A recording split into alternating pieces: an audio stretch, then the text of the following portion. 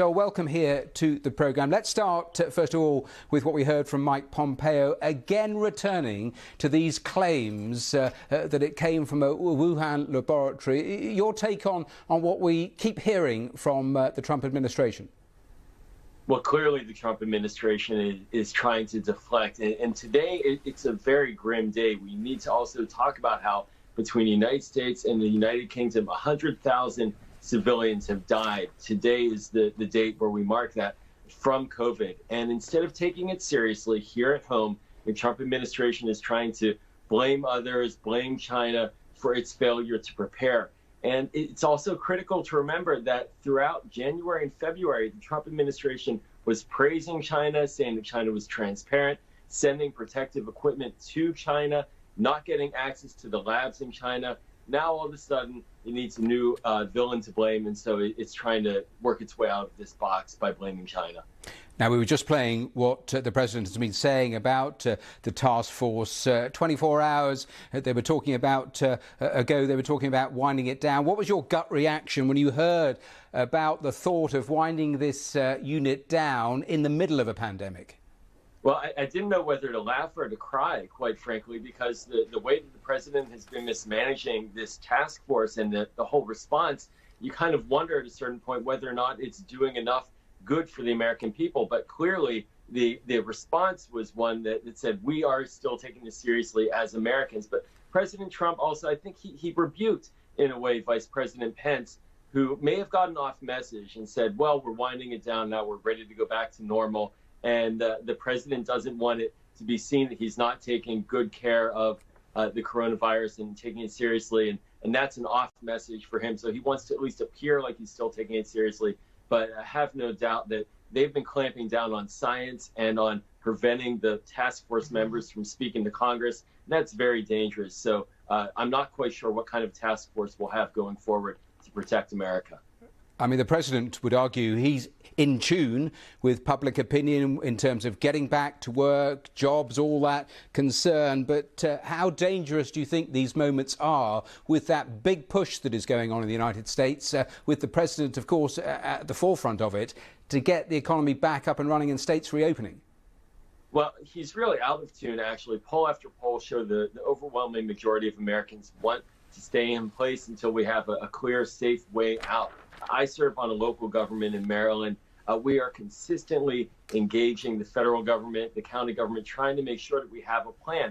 And there's really no clear plan. The president has said he leaves it to the states, but not given clear guidance. When certain states avoid the guidance that he has given, he cheers them on. So Americans are nervous, and we may very well see a second wave, as many epidemiologists are predicting. And then what? Then we're going to have to come back home again and not really be any better off months from now than we are today.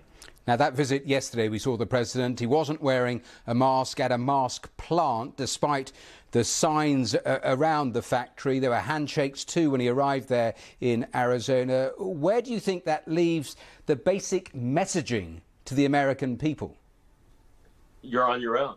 And he basically is telling the American people, buyer beware. And it clearly implies that he doesn't take seriously the guidelines that his own administration, his own scientific experts have been giving. And he is modeling very dangerous behavior, putting American lives at risk, and telling Americans that they can do things that are what got us into the problem in the first place. Remember, only a little more than 2 months ago, he was saying this would disappear by the spring. We have it under control, nothing to worry about. Now we have 100,000 dead between the United States and the UK, over 1 million Americans infected, and no clear plan. And the president saying, don't worry about it, it'll disappear again.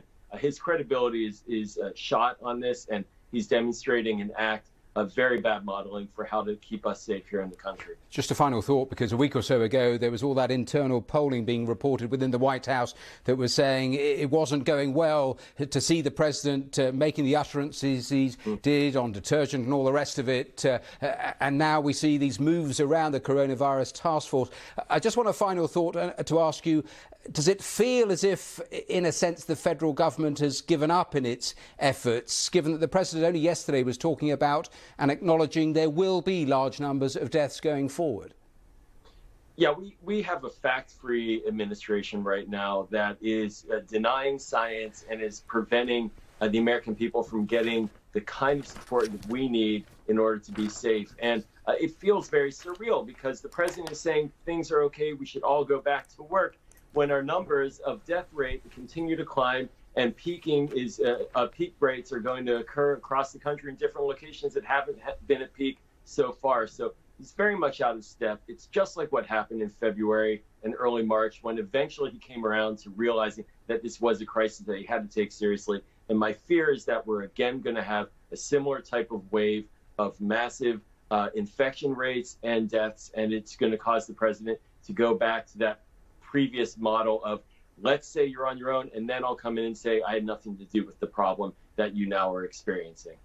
Joel Rubin, we have run out of time, but thanks so much for your time joining us on today's programme.